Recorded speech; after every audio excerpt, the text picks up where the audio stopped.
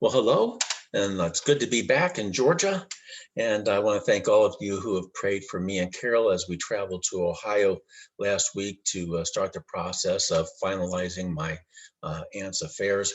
It was a very busy week, very productive week, but it is good to be home down in Georgia. Today we're going to continue our study about the afterlife, about the story of God. Heaven and hell is our subtopic. And our subtopic for today's lesson is using Bible words biblically. One of the things that I've noticed, especially in this whole arena of the afterlife and heaven and hell, is that I have had a tendency, and I think a lot of Christianity has had a tendency of using words like heaven and hell differently than the way the Bible uses those words. And so what I want to do today is look at how the Bible uses these words and see how we can change maybe our vocabulary. I realize that I am swimming upstream on this. I'm bucking against centuries of linguistic evolution. But I think it's important for us to at least realize that when we use the words differently than the Bible uses them, that we are in fact doing just that. Because as we study these topics, it's very easy to project onto the Bible the definitions of these words that we are using that comes from things other than the Bible. Now, one thing I want to make clear as we talk about heaven and hell and the afterlife, it is not my purpose in this study to try to convince you to believe something about heaven or hell that you don't believe.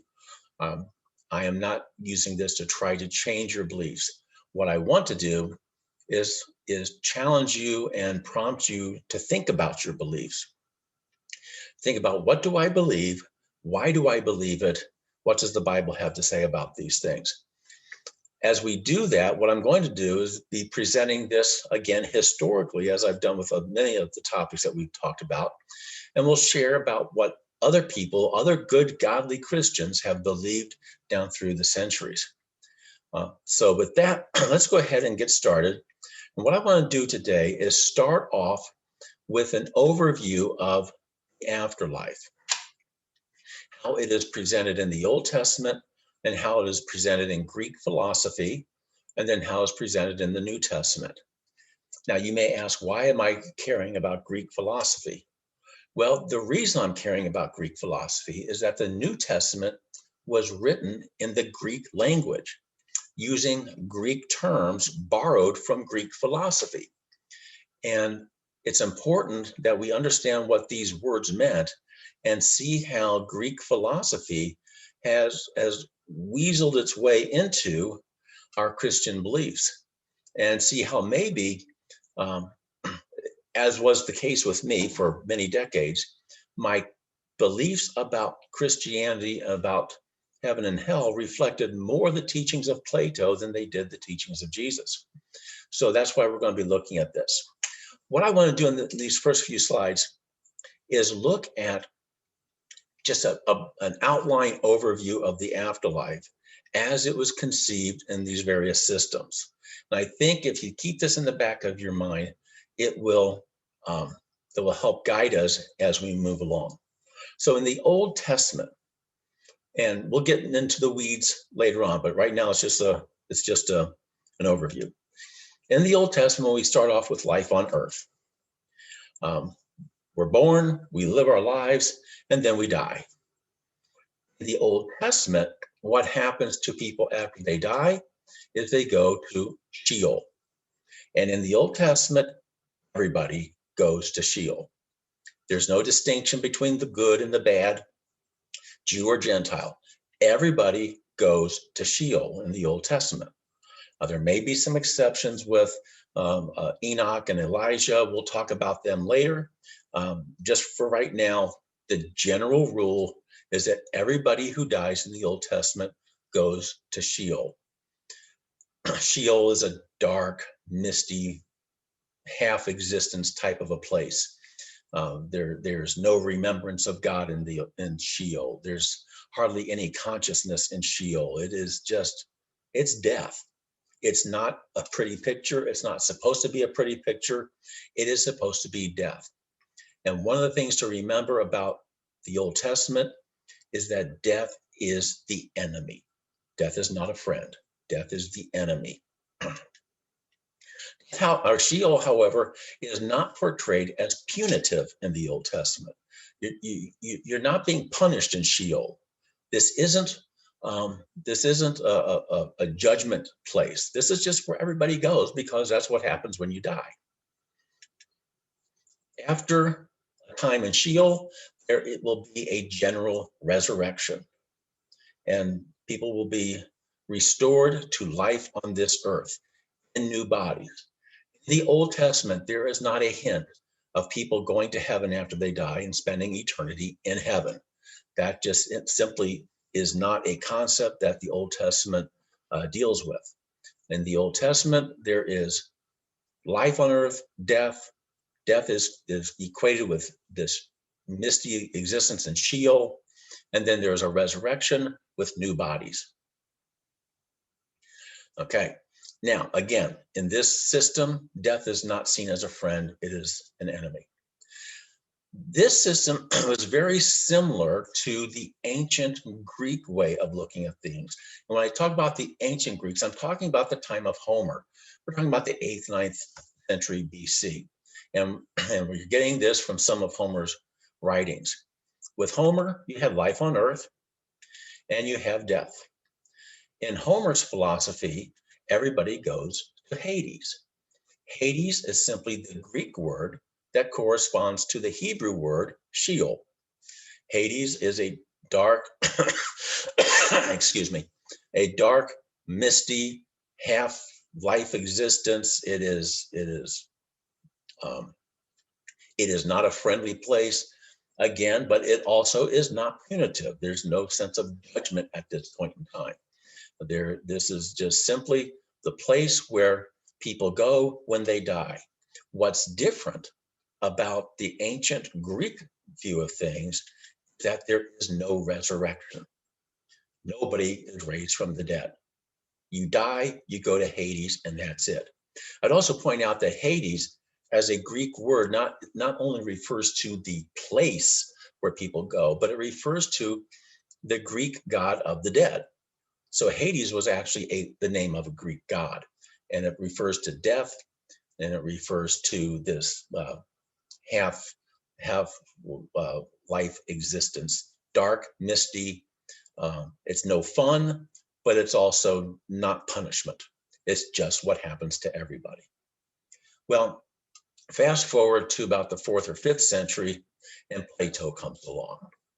Plato looks at the philosophy of Homer, and he says to himself, and I'm just surmising this based on the belief system that came about. He says to himself, if we just live this life on earth and then we die and we all go to the same place, what reason do any of us have to live a life of self-sacrifice morality, self-sacrificial morality? Why bother? We're all going to go to the same place. So he develops a philosophy, again, he's 4th, 5th century BC, before Christ, where we live this life on earth and then we die. But now when we die, we don't just go to Hades, we face a judgment before we go to Hades. And in this judgment, and this is new now, Homer didn't have this post-death judgment. In this judgment, we are sent to either the Isle of the Blessed or to a place called Tartarus. And Tartarus is basically the lowest pit region of Hades.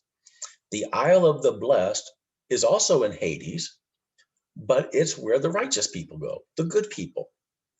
So with Plato, now we're starting to see a distinction between the righteous and the wicked.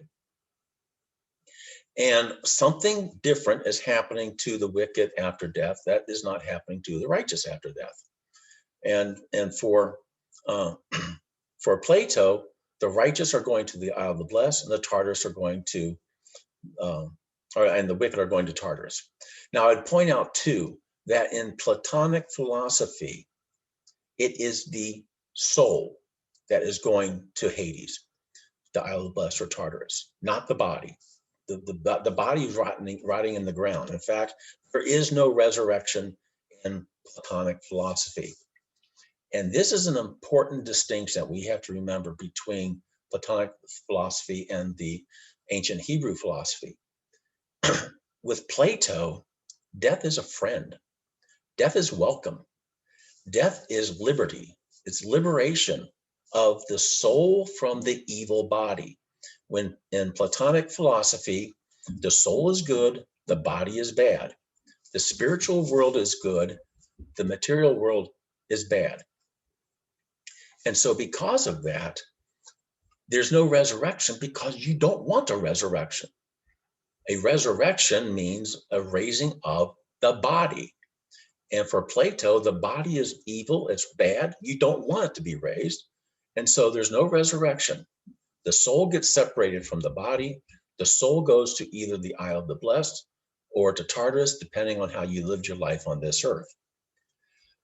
Now, before I go further, I will say this, that this philosophy corresponded to my understanding of Christianity and what happens after people die in Christianity for probably the first 5 decades of my life. And it wasn't until much later that I started realizing that this isn't what the Bible says. Let's talk about biblical Christianity. In biblical Christianity, we start off again with life on earth, and then we die. And now here I'm going to frustrate y'all. When we die, we have what I'm just going to call an interim period or an intermediate period. This is a period where something happens to us. And I'm sort of leaving this open right now because we're going to spend a lot of time in the coming weeks talking about what happens in this interim period. Hades can be involved, paradise can be involved. There's all sorts of things involved in this interim period. And one of the reasons I'm leaving it open is because one of the things I want to demonstrate is that the Bible seems to say different things in different places.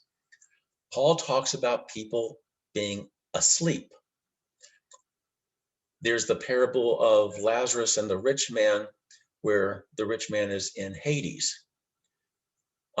There's a lot of thought going on throughout the Bible, and it's at first blush, and maybe even after second or third blush, it's difficult to reconcile it all.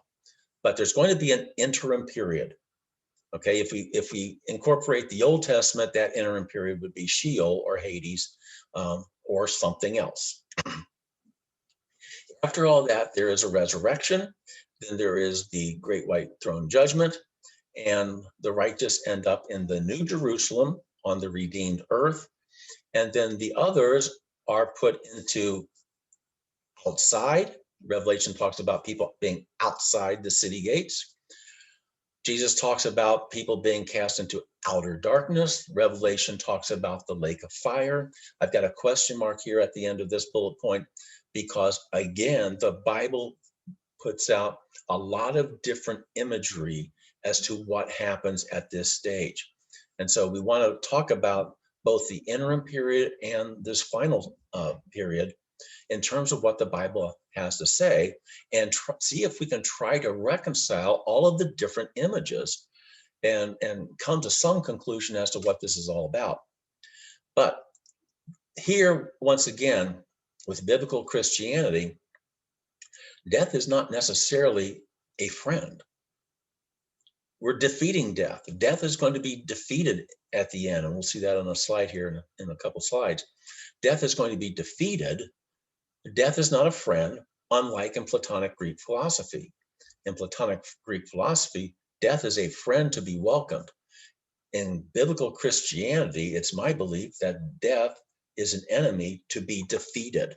As Paul says in 1 Corinthians 15, the last enemy to be defeated is death. And so death is not a friend. All right, so let's talk about using these words biblically: Hades, Sheol, heaven, hell. Let's see what we can do about this. And I know that, some of you may be thinking, okay, you're just going to talk about semantics. And yes, I am going to talk about semantics. And I am inspired to do this by one of my favorite professors when I was at the University of Akron, Dr. David Lauscher. I was a political science major, and Dr. Lauscher, let me make this a little bit bigger. There we go. Dr. Lauscher was my foreign policy professor at the University of Akron. And I loved the guy. He was smart, he was intelligent, and his classes, his lectures were always interesting. But one day we were in class and we were having a spirited discussion about some topic, and I don't recall what in the world it was, but we were talking about various things. And at one point in time, one of the students just got so exasperated and frustrated with Dr. Lauscher, and he just cried out. He says, "Oh man, you're just arguing semantics." To which Dr. Lauscher replied, "Of course I am. Semantics is all we've got." I'm communicating to you right now with words. I'm speaking the words, you're reading the words on the screen. Words is it. When we're communicating, our primary form of communication is words. And if we do not have a shared understanding of what these words mean, we cannot communicate. And so it is vitally important that we understand what the words of the Bible mean so that we can understand what the writers of the Bible were trying to share with us. And this is, I think, no more important than in the topics of heaven and hell. I have a couple of quotes here I want to share with you. One from Ben Irwin. I mentioned him a couple of weeks ago. He's a theologian who writes some blogs. I like his approach because it's a fair and balanced approach. He doesn't try to tell you what to believe, but he shows you what a lot of different people believe. And in this blog post entitled 6 or 16 Views on Hell, he says this. He says, "I think that almost nothing of the popular image of hell can be traced to what the Bible actually says about hell, which at the end of the day is very little." We're going to talk about that.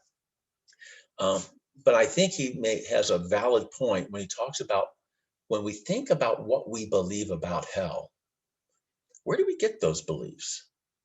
I know for myself, my image of hell that I carried around with me for many, many decades is not what came out of the Bible. It came from a lot of different sources. In fact, I would say that I developed my views about heaven and hell long before I even opened the Bible and read a single word of it. Another inspiration comes from a former pastor up in Ohio. I won't say which one because he doesn't know I'm quoting him. But we were in a Sunday school class at one point in time, and we were talking about hell, and we were describing it, fiery with a devil with horns and a pitchfork and everything going on. And he made the comment that what we were describing, the popular image of hell, comes more from Dante than it does the Bible. And I think he's got a lot of truth in that. And so what I want to do is challenge us today to think about what we believe about heaven and hell and where does it come from. These are some of the biblical terms that we're going to be talking about throughout this study over the coming weeks. Heaven, paradise, Abraham's bosom, Sheol, Hades, Tartarus, Gehenna, lake of fire, fiery furnace, chains, outer darkness, perish, destruction, weeping and gnashing of teeth. These are all terms that are used in the Bible to describe some form of the afterlife, whether positive or negative. And some of them don't seem consistent. I've never been able to reconcile in my mind the concept of outer darkness and a lake of fire. To me, my definition, a lake of fire isn't dark. So what is outer darkness? Some passages refer to people perishing. Can you perish and remain alive, a soul life, in torment in lake of fire? Is that what it means to perish? Or is there a different meaning of perish? The Bible often talks about people going into destruction. Again, can you be destroyed and yet remain in existence? I don't know. I'm just throwing out concepts, throwing out questions that I have had, other people have had, and we'll talk about these things.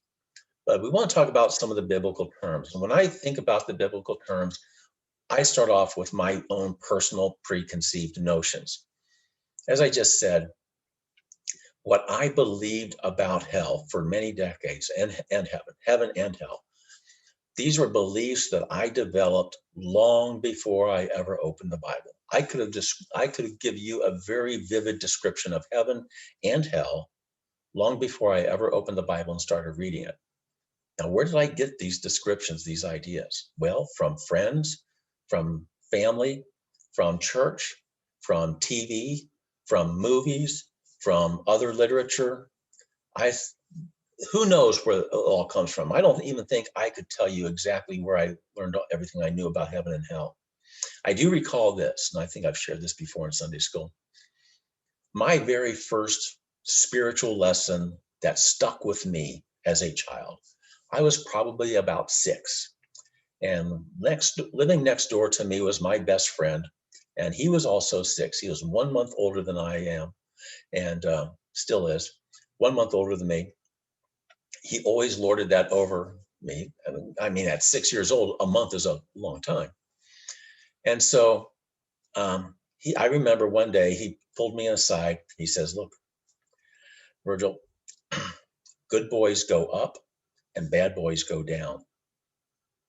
I knew what he meant. I don't know how I knew what he meant, but I knew what he meant. And that was my first spiritual lesson. And that stuck with me. And so I determined to be a good boy. So I would go up and not go down. Over the years, again, through a variety of influences other than the Bible, I came to believe that heaven is the final destination of the immortal souls of the righteous. And I use that term immortal souls because, like a good Platonist, I believe that it is your soul that spends eternity in either heaven or hell. Your body's going to rot in the ground. For me, the idea of a bodily resurrection, that came much, much, much, much, much later in my life and even in my walk as a Christian. I believed that hell is the final destination of the immortal souls of the wicked. Talking about immortal souls, I believed that the soul is the immortal part of a person that spends eternity in either heaven or hell. And this is the way I spoke about heaven and hell. Heaven was where you go if you're a good boy, and hell is where you go if you're a bad boy. And when I talk about you going there, I'm talking about your soul going there. Again, your body's going to rot in the ground. Again, these were my preconceived notions. So when I picked up the Bible, I became a Christian when I was 18 years old, and that's when I started reading the Bible in earnest. When I picked up the Bible and I started reading it, when I came across the word heaven, that's what I thought. Heaven is the final destination of the immortal souls of the righteous. When I came across the word hell, I thought, okay, it's talking about the final destination of the immortal souls of the wicked. As my wife and I were driving back home from Ohio to Georgia, we came down through Cincinnati and came down I-75. Just north of Cincinnati, there's a big farm and there's some billboards. And on one side of the billboard are the 10 Commandments. And on the other side of the billboard is a saying similar to what I've got on the screen here. If you were to die tonight, would you spend eternity in either heaven or hell? And that's the way I thought. I die and I either go straight to heaven, straight to hell. Again, my immortal soul goes there because my body's going to rot in the ground. Over the decades, as I started reading the Bible, I started coming across a realization. The Bible doesn't use the words heaven or hell to talk about eternal destinations for immortal souls. It bothered me. It bothered me greatly as I was reading because I kept looking. Where in the world does the Bible say that when I die, I go to heaven or hell? And I looked and I looked and I couldn't find it in those explicit terms. And I realized that, it may say it in a more cryptic fashion, but nobody was telling me what my evangelist friends were telling me when they were witnessing to me. Nowhere in the Bible did it say, Virgil, if you accept Jesus as your personal Lord and Savior, when you die, you will go to spend eternity in heaven with God. I didn't find that in the Bible. I saw all sorts of things in the Bible, but I didn't see that. And I wanted that kind of explicit language. So these were my preconceived notions. The point that I want to make today, and the argument that I'm going to make, is that the Bible doesn't use the word heaven and hell in those ways. Just for fun, I did a Google search, and I put in the Google query the phrase heaven final destination, just to see what would pop up. And a whole host of articles and blog posts popped up, and they ran a wide spectrum of beliefs. First one I saw was heaven is the final destination of our path on earth. This is from a website called Opus Dei. I believe, I can't say this for certain, I believe it's a Catholic website. Again, I could be wrong. Heaven is the final destination of our path on earth. Another one, heaven, our final destination. This is from Abundant Life Church. I know nothing about Abundant Life Church. I was just reading titles of articles. Just that's all I'm getting here. I saw a hit that said NBC Pathway, is heaven our final home? They're starting to raise the question, at least, is heaven our final home? Then I came to Core Christianity, which gave this provocative title, heaven is not your final destination. And that's where my belief falls, that heaven is not our final destination. And then Seedbed said it even more explicitly, you're not going to heaven. There's a better final destination. So just for fun, go ahead and do that. And if you might even want to read some of the articles and see what happens. The Google search query is heaven final destination, and see what pops up. But you'll at least see these 5 plus some others. So we run the spectrum here from Opus Dei saying heaven is the final destination of our path on earth, and Seedbed saying you're not going to heaven, there's a better final destination. So this raises the question, what does the Bible mean by the word heaven? And here on the screen, I've got Hebrew and Greek words that are translated as heaven. The Hebrew word is shemayim, and I know I'm butchering that word, that pronunciation, because I don't speak Hebrew. Shemayim is a Hebrew word for heaven. One interesting side note is that word is always plural. It's a dual plural. So when you read heaven in the Old Testament, it should always be heavens, plural. In the Greek New Testament, the word is Uranos, from where we get the name of the planet, Uranus.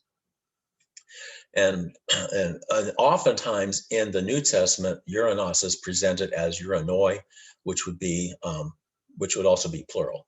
Usually when Jesus is referring to the kingdom of heaven in Matthew, it is almost always the kingdom of the heavens, plural. In the outline of biblical usage, it talks about this Hebrew word, shemayim, and it says that it refers to heaven, heavens, or the sky. And as a sub-definition, it says it's referring to the visible heavens, the sky, everything that's above the earth, where the stars are, as the visible universe, the sky.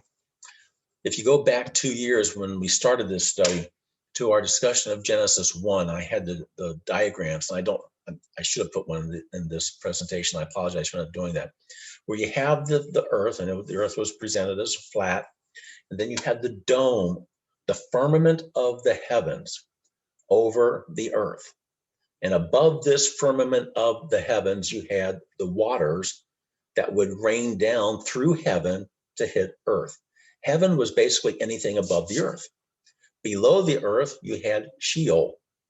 Okay, that's where we go after we die, according to the Old Testament. So you have the earth, heaven is what's above, Sheol is what's below. And then we also see in the Bible have the word heaven being used as the abode of God, where God lives. Ever since the fall, you have people, humans on earth, God up in heaven. Let's just look at some passages to illustrate this. Genesis 1, 7 through 8. And God made the firmament and divided the waters which were under the firmament from the waters which were above the firmament, and it was so. And God called the firmament heaven. And again, that should be plural, heavens. And the evening and the morning were the second day. So there we see heaven being portrayed as the visible sky.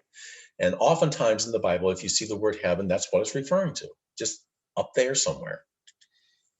And then as the abode of God, Deuteronomy 26, look down from thy holy habitation from heaven and bless thy people Israel and the land which thou hast given us, as thou swearest unto our fathers, a land that floweth with milk and honey. And obviously I'm using the King James Version here.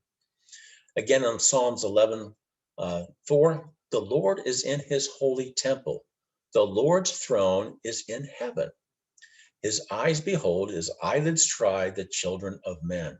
And another psalm, it says that the Lord's throne is in heaven, and the earth is his footstool. So the earth is still connected with God, but as a footstool, while he dwells in heaven. So here we have heaven as the abode or the abiding place or the dwelling place of God. As Richard Middleton says in his book, A New Heaven and a New Earth, he makes the bold statement that heaven is never the final destination of the righteous in the Bible. Now, it's always very difficult to state a negative thing like this. I mean, the word heaven appears in the King James Version of the Bible some 585 times. And I don't want to be so bold as to say that not a single time in those 585 is it referring to where the righteous go after we die. But I don't believe it is. Middleton says it's not. He's smarter than I am. He also goes on to say, heaven was never part of God's purposes for humanity in the beginning of the story and has no intrinsic role as the final destiny of human salvation.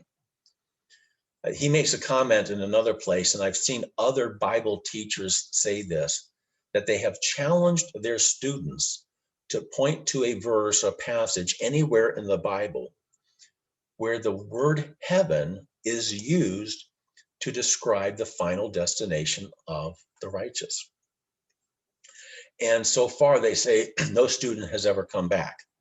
So, I mean, if any of you are aware of a verse where the word heaven is used to describe the final destination of the righteous, please shoot me an email. Let me know. I would love to see it. I have not yet found the verse myself. And so I'm inclined to agree with Middleton that it doesn't exist. So what does the Bible say our final destination is? Revelation 21, 2 and 3. And I, John, saw the holy city, New Jerusalem, coming down from God out of heaven, prepared as a bride adorned for her husband. And I heard a great voice out of heaven saying, behold, the tabernacle of God is with men, and he will dwell with them, and they shall be his people, and God himself shall be with them and be their God. See, our final destination here is described as a holy city, Jerusalem, coming down out of heaven and being placed on earth, the redeemed earth. Verse 1 of chapter 21 says, and I saw a new heaven and a new earth. And now we are going to spend eternity on the new earth, not in heaven, on the new earth. So our final destination is not in disembodied souls with God in heaven. That's what Plato would say. That's what I would have said for about 40 years, that my soul is going to go to heaven. But no, that's not what the Bible says. The Bible doesn't use the word heaven that way. Our final destination is in resurrected bodies with God in the New Jerusalem on the redeemed earth. And in this way, the Lord's Prayer is finally answered. Thy kingdom come, thy will be done in earth as it is in heaven. So our destination is right here on earth, in a New Jerusalem, in a holy city. Our problem is we use the word heaven as a shorthand label to describe all of this. When we think about the New Jerusalem, the holy city on a redeemed earth, we wrap all that up and call that heaven. That's okay as long as we know that's what we're doing. But it becomes dangerous when we call that heaven and then project that definition onto the word heaven in the Bible as we're reading it. Because the Bible doesn't use the word heaven to describe that. It uses the words holy city, New Jerusalem, redeemed earth. That's what the Bible, that's what the Bible talks about as our final destination.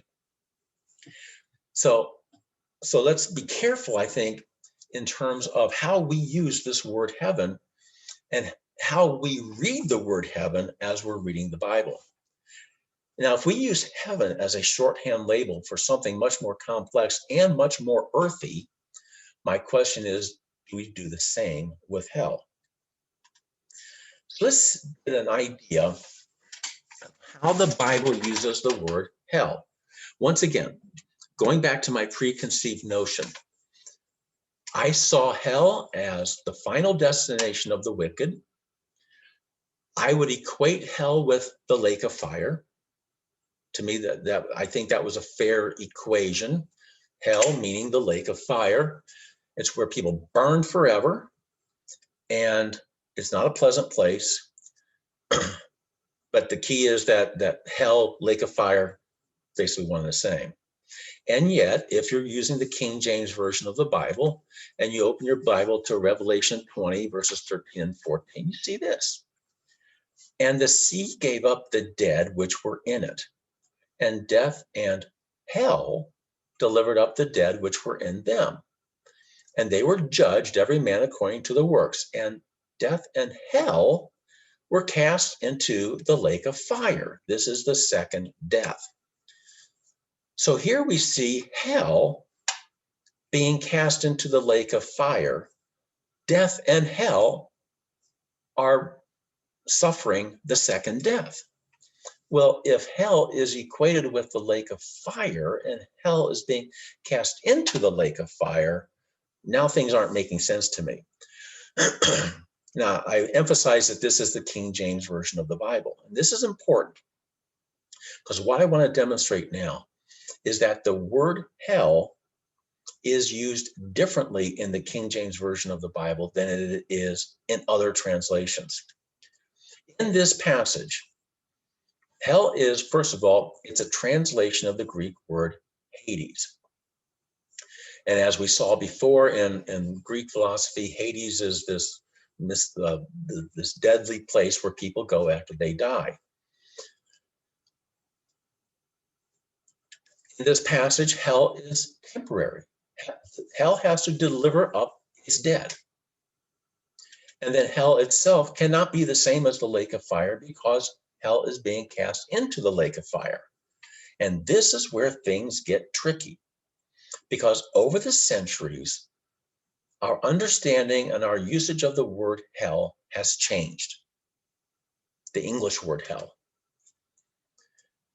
In the King James Version of the Bible, hell is a translation of many different Hebrew and Greek words.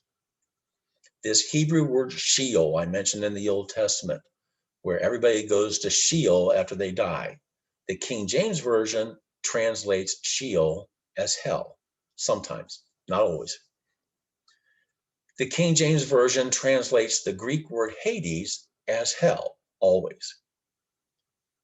The Greek translation also translates a Greek word Gehenna, which is a Greek word for a Hebrew concept. Gehenna is also translated as hell in the English Bible, or the King James Bible. So is Tartarus, which is also a Greek word, a Hebrew, a Greek concept. And then the Latin word infernum is also translated as hell. So where does this word hell, English word hell, come from? Remember, the Bible wasn't written in English. The English language as we know it didn't come about until 1066 or thereafter. The word hell comes from an earlier Anglo-Saxon word, which comes from Germanic origins. In the Old English, 8th century, it was spelled hell or hell, either with one L or two L's and an E. And it literally meant concealed place. This was from an earlier Germanic word, heljo, which literally meant the underworld. And this was a perfect word to correspond with Sheol and Hades. Now, in the Old Testament and in the New Testament, both Sheol and Hades are part of this interim period. Neither Sheol nor Hades in the Bible refer to a final destination for anybody. Okay, in the Old Testament, you go to Sheol for a while and then you are resurrected. In the New Testament, you go to Hades for a while, and before the resurrection, Hades gives up their dead, and then Hades is cast into the lake of fire. The English word hell originally corresponded to Sheol and Hades, temporary locations that will be destroyed in the end. Okay? Sheol and Hades, again, are not the same as the lake of fire, as we see in Revelation 20:14. However, what has happened over the centuries, by the 20th century, hell began to be used in common language to correspond to the lake of fire. We started using the word hell to refer not to a temporary holding place, but rather to the final destination of the wicked. Well, that's not the way the King James translators originally used the word hell. They were using it to correspond to Sheol and Hades, at least some of the time. It gets a little bit more confusing than that. But in 1611, when the King James translation was made, Sheol and Hades corresponded with hell. And this was all interim period, temporary place where you stay before the resurrection, where some people stay before this resurrection. So by the 20th century, English translators stopped using the word hell as a translation for Sheol and Hades. Instead, what they did was they just simply left Sheol as Sheol and Hades as Hades. So I've got this on a table here, and I'll close with this table for today. We have 4 different English translations of the Bible on this table. First one there, DRB, that's the Douay Rheims Bible. That is the Roman Catholic Bible. It is a translation of the Latin Vulgate. And in the Old Testament of the Douay Rheims Bible, the word hell appears 87 times. Now, 19 of those are in the apocryphal books that we don't have in the Protestant Bible. So there's what, 68 occurrences of hell in the Old Testament that corresponds to our Old Testament. In each one of these cases, it is a translation of the Latin word infernum. Now, when we think of infernum, we think of inferno, and when we think of inferno, we think of a blazing fire. Well, like the word hell, the Latin word infernum did not originally correspond to a fiery place. It corresponded to a dark, misty underworld.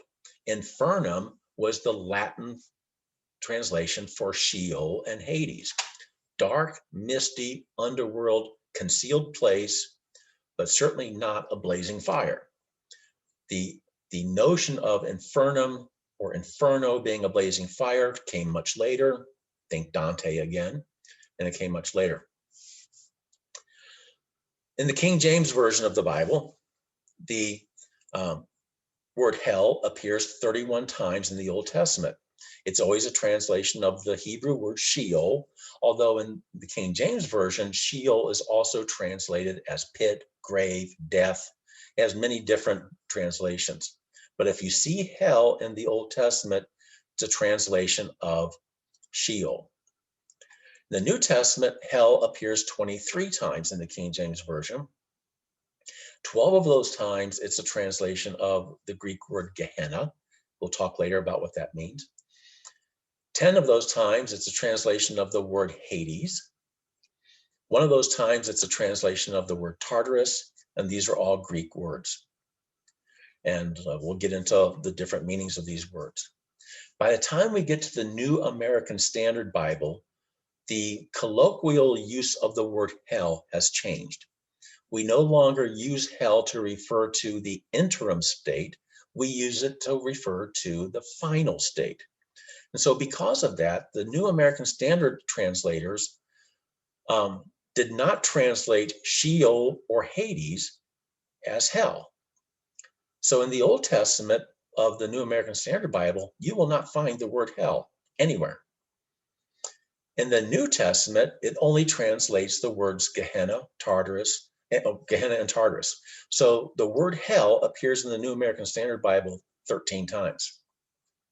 And just for a final comparison, the World English Bible, this is the Bible I use oftentimes for my slides, primarily because it's in the public domain. It doesn't use the word hell at all. It simply leaves all of these original words as original words. So if you read in the Gospels, Gehenna, it'll simply say Gehenna. Tartarus will show up as Tartarus. Hades will be Hades, and Sheol will be Sheol.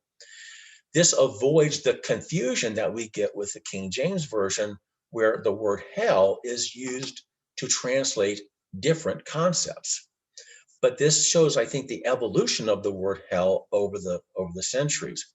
The word hell was originally not used to describe a final destination of the wicked. It was used to describe this interim state where people were held before the resurrection. And that was the concealed place, the underworld. That was hell. Okay, I hope I haven't confused you more than anything, but I'm going to end with this at this point in time. Next time, we're going to come back. We're going to start looking at these words, Sheol, Hades, Gehenna, and Tartarus, and see what they mean and how they have been used, because these are the words that end up getting translated as hell. But keep in mind that in all of these translations, the word hell is not used to describe the lake of fire.